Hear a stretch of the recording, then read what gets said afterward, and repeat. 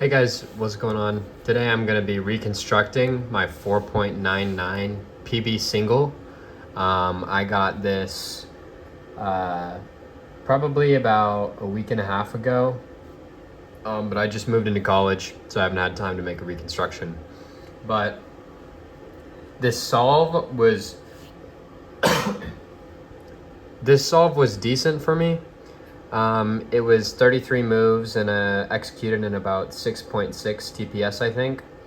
And so it definitely could have been better, but my previous PB before this was 6.00.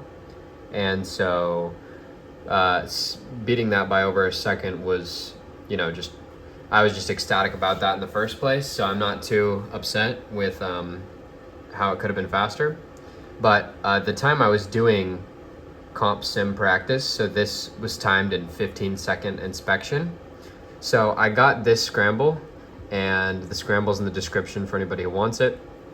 And so first I looked at white, and I looked at white for a second, and then I didn't really like the looks of these. And so I first initially thought of something like this, but I didn't like that. Because it, sort of messed up like this pair. So then I looked at green and I thought maybe there's something I can do with like this and making an xxcross, but I didn't like the looks of that. So then I came back and I looked at this, and then I realized that if you do an R prime, you just insert the blue like that, and then you do dr prime, it actually solves this edge and preserves this and puts that in relation to each other. So r prime d prime solves these three, makes this block, and preserves this. So I planned that, and then next in inspection I planned to insert this pair and then insert this edge into the back, and that's as far as I looked. And so then I inserted this pair into the front like that, and then I inserted like this, and then I instantly saw this pair here, and if I was smart I could have canceled into that, but I didn't see that.